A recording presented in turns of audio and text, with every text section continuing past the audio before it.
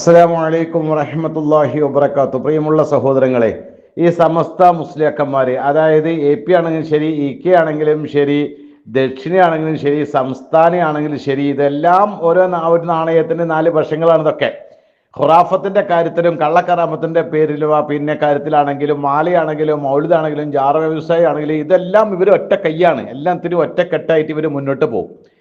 കള്ളക്കറാമത്തിൻ്റെയൊക്കെ പിന്നെ കുത്തക, അതായത് ഹോൾസെയിൽ വ്യാപാരികളാണ് കേരളത്തിലെ ഈ പറയപ്പെടുന്ന പിന്നെ വിഭാഗത്തിലെ മുസ്ലിയാക്കന്മാർ മുഴുവൻ. ഇവരുടെ ഔലിയാക്കന്മാർ ഇപ്പോൾ അതിർത്തിയൊക്കെ ചാടിത്തുടങ്ങി. വേലിച്ചാട്ടം എന്ന് പറയുന്ന ആ രൂപത്തിലേക്കൊക്കെ എത്തിക്കഴിഞ്ഞു. ഞാൻ വെറുതെ പറയല്ല, കാരണം വെച്ചാൽ ഇവരെ ഔലിയാക്കന്മാരെ ഇവർ പറയുന്ന കള്ളക്കഥകൾ ഇങ്ങനെ പറയുമ്പോൾ നമ്മളതിന് നിഷേധിക്കും, അതിനെ എതിർക്കും. അപ്പൊ എതിർക്കുമ്പോൾ പറയാ ഇവർക്ക് ഔലിയാക്കന്മാരോട് പിന്നെ സ്നേഹമില്ല, ഔലിയാക്കന്മാരെ സ്നേഹിക്കാത്തവരാണ്, കറാമത്ത് നിഷേധിക്കുകയാണ്, അതുകൊണ്ടാണ് ഇവരൊക്കെ തള്ളുന്നത് എന്ന്. നിങ്ങൾ നോക്ക് പ്രിയമുള്ള സഹോദരങ്ങളെ, ഞാൻ നിങ്ങൾക്കൊരു വീഡിയോ കാണിച്ചു തരാം. ആ വീഡിയോ നിങ്ങളൊന്ന് കണ്ടു നോക്കണം. ഇവരെ ഔലിയാക്കന്മാരുടെ കോലം എന്താണ്, ഇവരുടെ ഔലിയാക്കന്മാരുടെ ഇപ്പോഴത്തെ പണി എന്താണ് എന്ന്. മുമ്പത്തെ പണി ഇവർ പഠിപ്പിക്കുന്ന പല പണികളുണ്ടല്ലോ, ലോകം നിയന്ത്രിക്കുന്നവർ വരെ എത്തി, അങ്ങനെയൊക്കെ പറഞ്ഞ് പഠിപ്പിച്ച് ഓരോ ഔലിയാക്കന്മാരെ കുളിക്കാത്ത നനക്കാത്ത തിരുമ്പാത്ത പിന്നെ സ്വർണം ധരിക്കുന്ന ശരീരത്തിന് നിയമങ്ങളൊന്നും പാലിക്കാതെ നോമ്പെടുക്കാത്ത നമസ്കരിക്കാത്ത അങ്ങനെയുള്ള ഇവർ സമസ്ത ഔലിയാക്കന്മാരുടെ കോലം എങ്ങനെയാണല്ലോ. കുളിക്കാതിരുന്നാൽ പിന്നെ ഔലിയാണ്, നമസ്കരിച്ചില്ലെങ്കിൽ പിന്നെ ഔലിയാണ്. ജദിബിന്റെ ഹാലിന്ന ഓമനെ പേര്. ജദിബിന്റെ ഹാലിന്ന് പറയുമ്പോൾ ഭ്രാന്ത്, പച്ച മലയാളത്തിൽ പറഞ്ഞ ഭ്രാന്ത് നടത്താം. അപ്പൊ ഇങ്ങനെയുള്ള കുറെ മരിച്ചു പോയ കുറെ സാധുക്കളായ മനുഷ്യന്മാരുണ്ട്. അവരുടെ പേരിലൊക്കെ ഇല്ലാത്ത കഥകളൊക്കെ ഇങ്ങനെ പറയുക, അവരുടെ ആഗ്രഹ സഫലീകരണത്തിനും അതേപോലെ പല കാര്യങ്ങൾക്കും ബർക്കത്തുണ്ടാക്കാനും കുട്ടി ഉണ്ടാക്കാനും അതേപോലെയുള്ള കച്ചവടത്തിലാണെങ്കിലും എല്ലാ അസുഖം മാറാനാണെങ്കിലും എല്ലാ പ്രശ്നത്തിലും ഔലിയാക്കന്മാർ ഇടപെടും. ഇപ്പോൾ ഔലിയാക്കന്മാർ അവിടത്തൊക്കെ ചാടിയിട്ട് ഔലിയാക്കന്മാർ ഇപ്പൊ വേറെ മേഖലയിലേക്ക് എത്തിയിട്ടുണ്ട്. അത് ഏതാ മേഖല എന്ന് നമുക്ക് റഹ്മത്തുള്ള കാസിമി പറയുന്നുണ്ട്. ആ വീഡിയോ ഒന്ന് കാണാം. ഇവിടെ വരുന്ന ഒരു സ്ത്രീ എല്ലാ രാത്രിയിലും ഒരു വലിയ സ്വപ്നം കാണും. ഒരു പെണ്ണ്, ഒരു ബാല്യക്കാരത്തി, ചെറുപ്പക്കാരത്തി, 40 വയസ്സ്, യൗവനം ബാക്കി നിൽക്കുന്ന ഒരു പെണ്ണിൻ്റെ പുതപ്പിൽ ഒരു വലിയ കയറി കിടക്കുക. രാത്രിയായ മരിച്ചു ഒരു വലിയ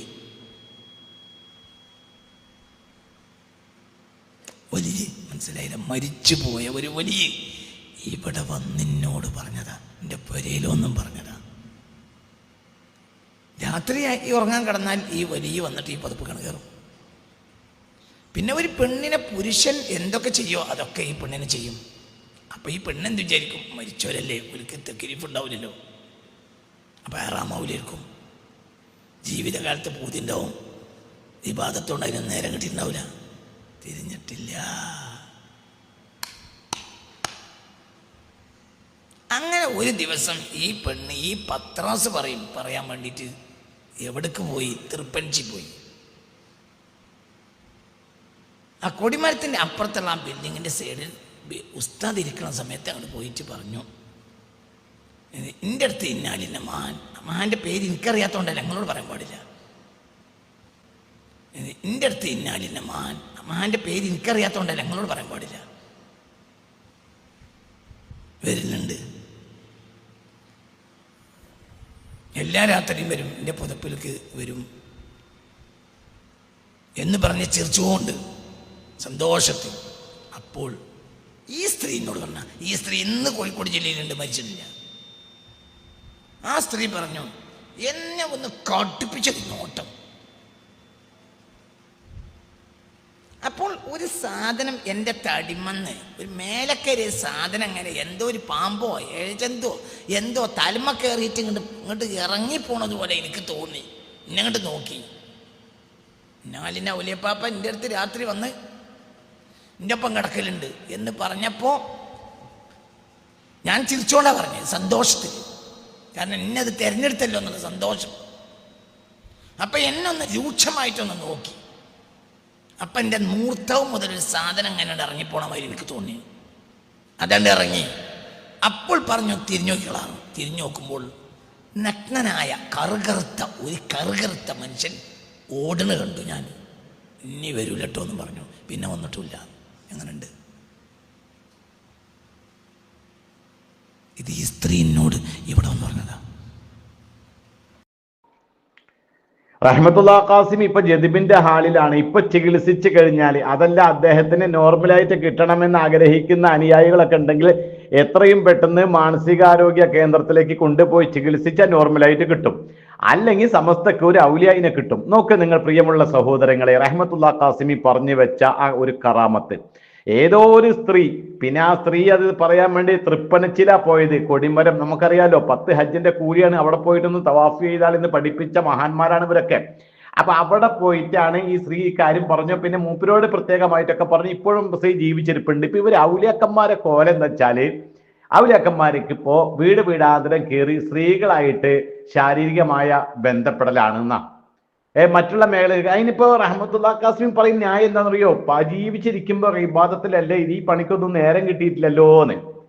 ഇതിനൊന്നും കഴിഞ്ഞിട്ടില്ലല്ലോ, അവരൊക്കെ ഇബാദത്തിലല്ലേ, ഇപ്പൊ പണിപ്പതാണ് എന്ന്. നിങ്ങളൊന്ന് ആലോചിച്ച് നോക്കിയ സഹോദരങ്ങളെ, ഈ ഒരു കറാമത്ത് ഇത് വളരെ നിസ്സാരാണ്. ഇതിന്റെ അപ്പുറം വലിയ വലിയ കറാമത്തൊക്കെ തള്ളിയിട്ടുണ്ട്. അപ്പൊ ഇവരൊക്കെ കൊണ്ടുപോയി ചങ്ങലക്കിടുക, എന്നിട്ട് മാന്യമായി മരുന്ന് കൊടുത്ത് ചികിത്സിക്കുക. എങ്ങനെയുള്ളവരെ ചികിത്സിച്ച് നേരെയാക്കിയാൽ നമുക്ക് ഉപകാരപ്പെടും.